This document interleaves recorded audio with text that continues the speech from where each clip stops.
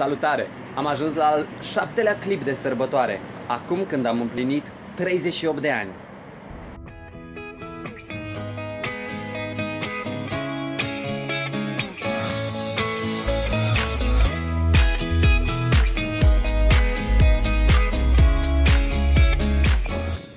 Pe 30 iunie, adică fix la jumătatea anului calendaristic, eu am încheiat cel de-al 38-lea an de viață.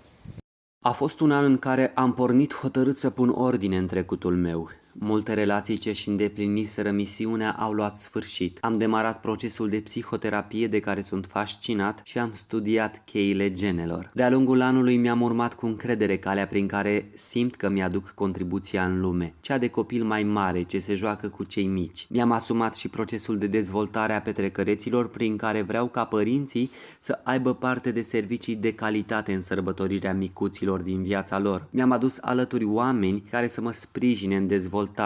Iar acum simt că am construit cadrul necesar dezvoltării petrecăreților în așa fel încât într-un an să ajungă printre primii 3 actori principali în acest domeniu al evenimentelor aniversare pentru copii din București. Iată un obiectiv ce urmărește succesul. Interesant este că în cazul meu doar dorința pentru succes nu m-a împins la acțiune. Pentru petrecăreții, provocarea de anul acesta este cum putem oferi părinților care își sărbătoresc micuții servicii și mai de calitate, diversificate. Putem crea o echipă de oameni frumoși, talentați, conștienți de felul în care contribuie în viețile copiilor prin creativitatea, energia și bucuria aduse în întâlnirile cu ei? Cum pot avea această echipă? Cum pot face din petrecăreții cadrul potrivit de dezvoltare pentru echipă și de contribuție constantă în comunitate? Un cadru care să funcționeze independent de persoana mea. Care e cel mai scurt și sănătos timp în care pot face asta? Alte proiecte memorabile în anul pe care l-am încheiat. M-am implicat într-un proiect european de teatru pentru tineret PIP ca regizor și ca actor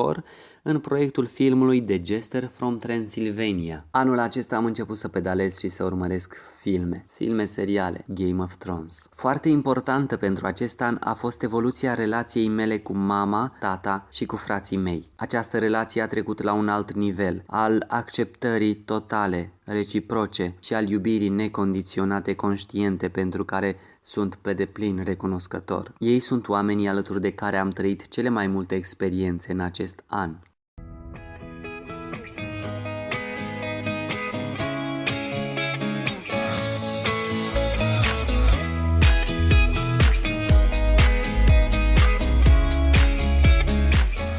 Iar acesta am fost eu în al 38-lea an de viață.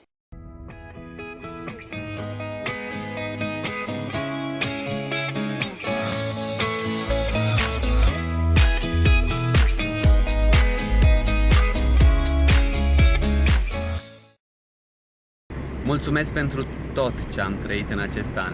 Totul m-a condus în acest punct în care mă aflu acum.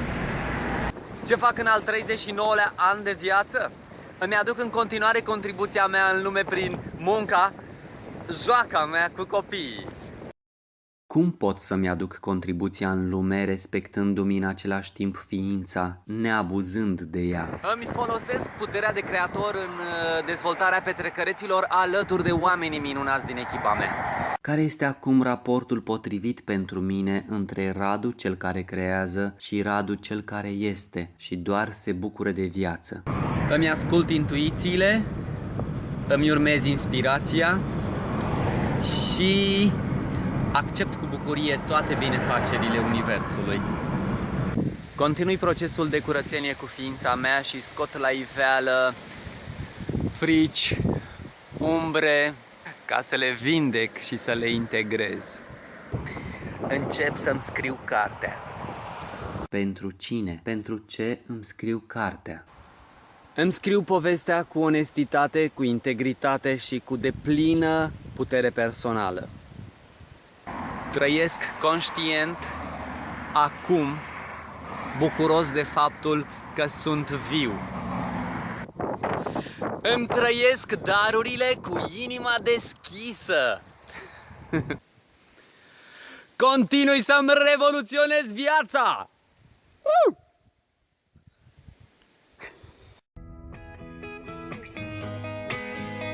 folosesc constant cuvintele magice. Iartă-mă, te iert, mulțumesc, te iubesc. Lumină, bucurie, iubire, pace tuturor.